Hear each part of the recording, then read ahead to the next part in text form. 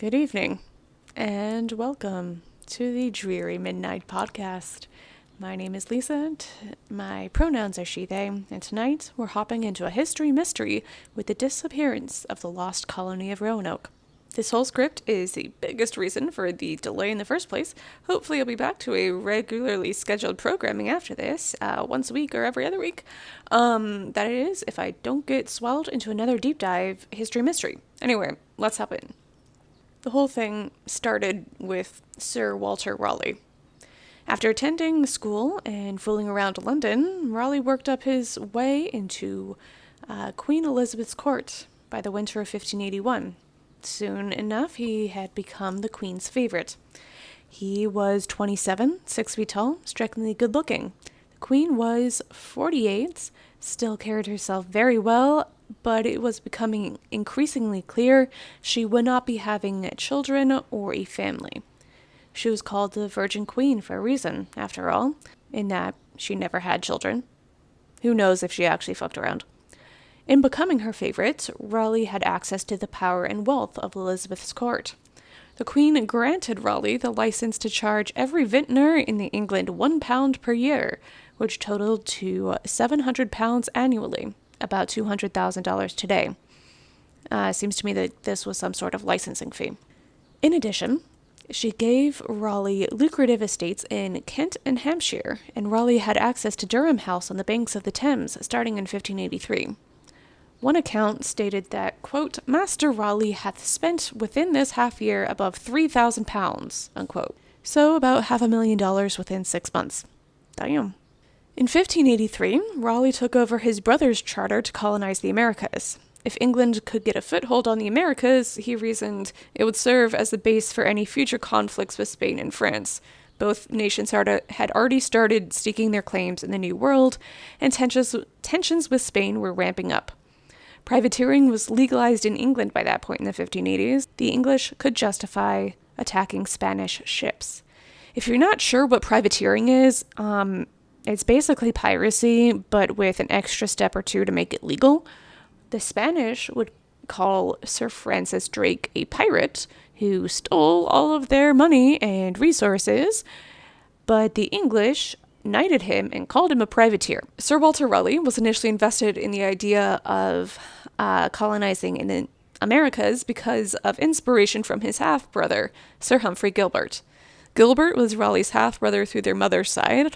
Gilbert was 17 years older, and he was a proponent of finding a northwest passage to Asia, planning to cross northern Atlantic through northern Canada, and saying that that would be a more direct route to Asia. There was always going to be an element of colonization, as the Spanish and French were decades ahead of England in that regard, and, well, according to the English, they simply could not be outstripped by Spain. Gilbert received a colonizing grant in 1578 and planned on setting up a Catholic English colony in what is now the New England area. His attempts ultimately failed. He died in 1583, but upon Gilbert's death, Raleigh continued the quest for setting up a colony in the Americas.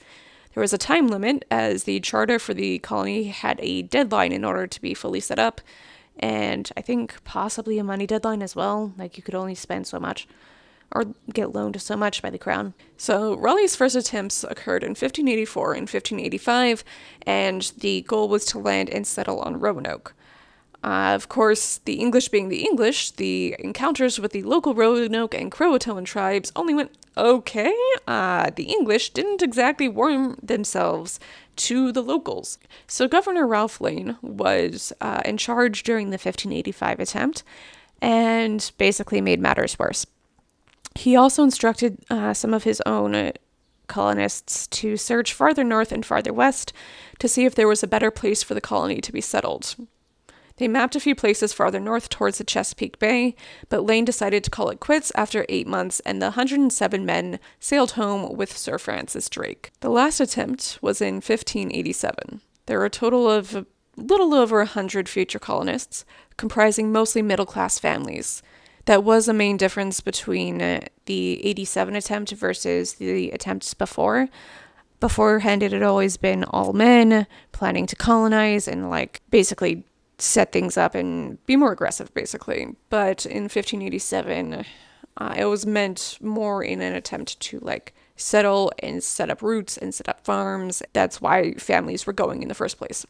John White had been part of some of the earlier expeditions. He was named governor of the new colony for the 1587 attempt, and he had been present for documentation in the past attempts. Most of the sketches and paintings that documented like the Roanoke and the Croatoan cultures at that time were done by White, so he did all of those sketches.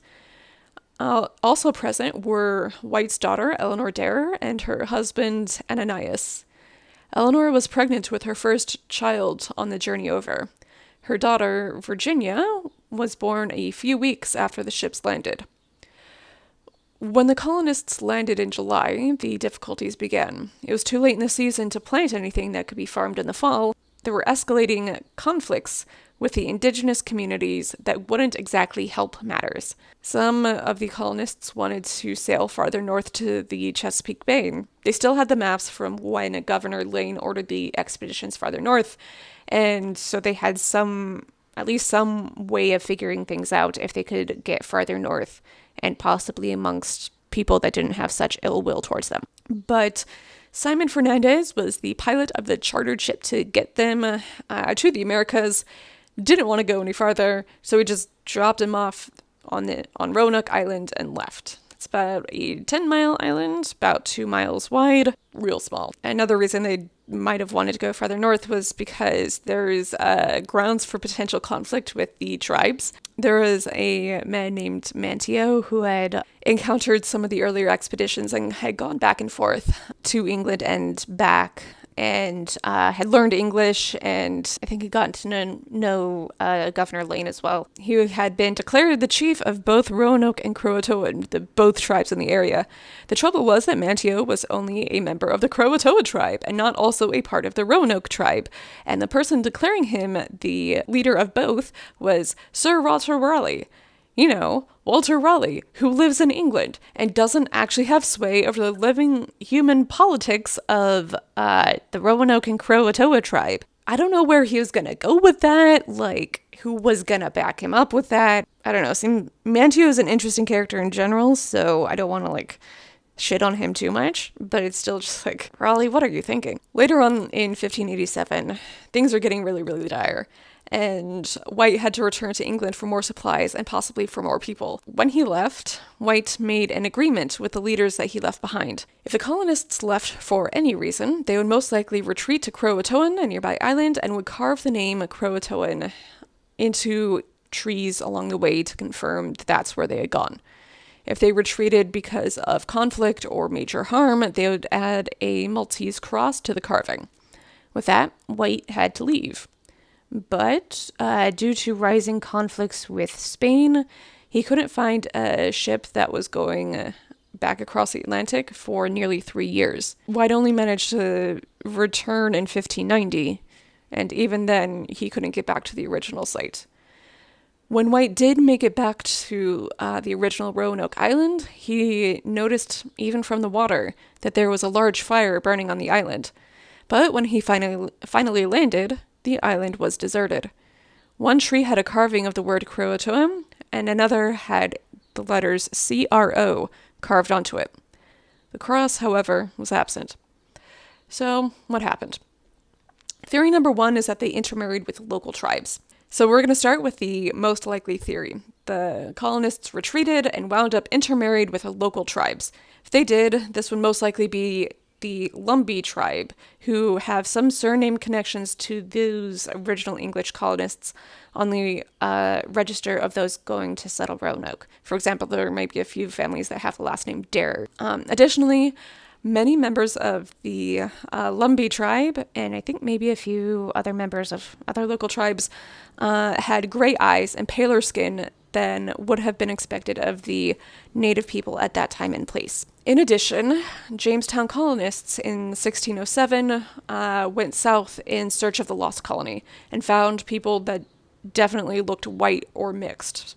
And that's 20 years later, so It's definitely enough time for people to intermarry. And if, for example, there was someone who was like in their early 20s and just about to settle down with someone and settles down with a member of a local tribe and reproduces right away, the kid from that union is going to be in their late teens. So definitely enough time where it's like, oh, okay, like there's definitely going to be a lot of people who look mixed. It's all good, but the other thing is it's only going to be like teenagers at oldest who look like they're going to be mixed. But as a counterpoint to this, a book called The Secret Token pointed out that albinism has a higher rate in some indigenous populations than in European ones, as many as 1 in 200 in the Hopi tribe. As a counterpoint to the counterpoint, though, the Hopi are a Puebloan nation, native to what is now Arizona and New Mexico, and the only studies that I saw about albinism in indigenous groups were studying groups in that same region, in like southwestern U.S., northern Mexico type area. I think the farthest north was going to be the Hopi tribe, and the farthest south was going to be in southern Mexico. That's not to say that there are 0 instances of albinism in the Roanoke and Croatoan and Lumbee tribes.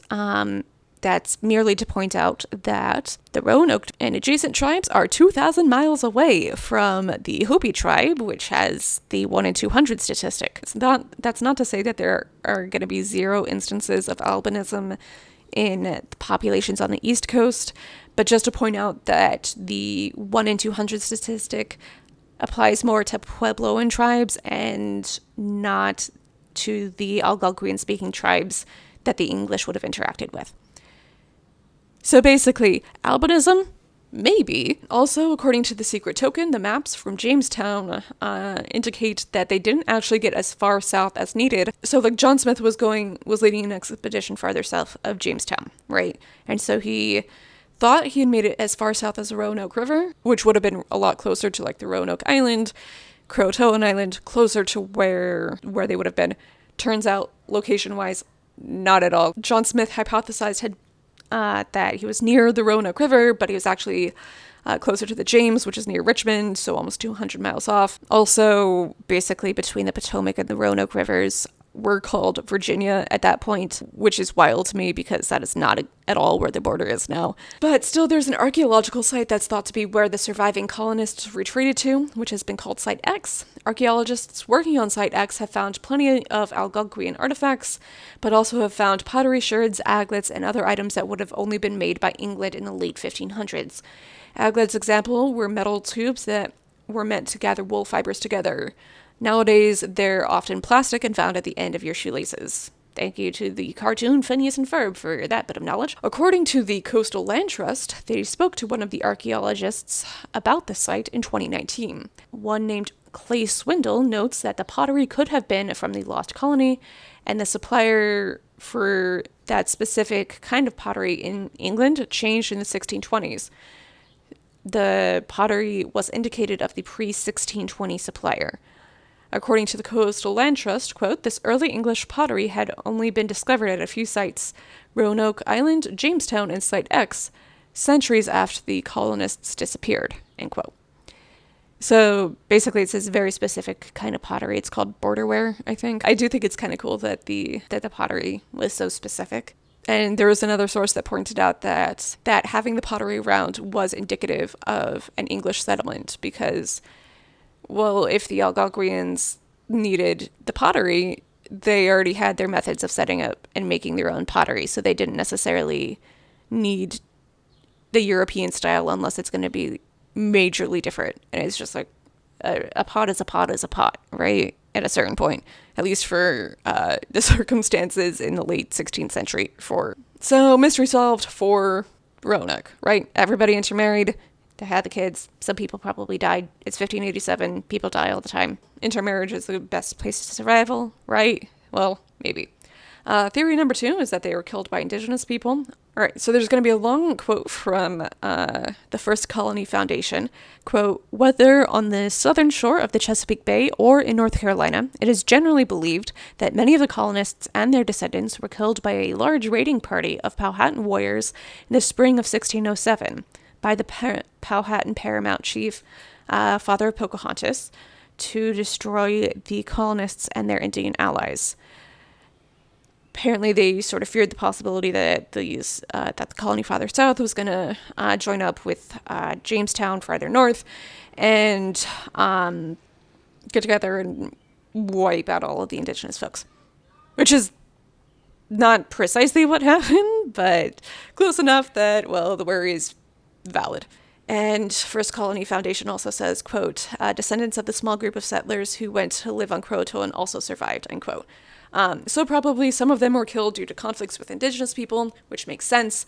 After all, if the colonists were relying too much on the goodwill of the locals, it makes sense that the locals would get fed up at a certain point, especially if a whole lot of English people were coming and going and trying to ask questions about copper and gold, which they were. So I do think that if some of them weren't killed, the survivors probably survived and intermarried. Maybe a little bit of column A, a little bit of column B. So that's the sort of most likely theory of what happened, is like some of them were killed, some of them probably died because it's 1587, and if their shelters aren't properly built yet, then, well, disease and other terrible things that happen during winter when you're not surviving, when your survival gear isn't properly in place, and if you don't have enough food, bad things happen, a lot of people die, right? The third sort of out there theory is that zombies. I only heard this one theory on this one YouTube video that they might have all started to die.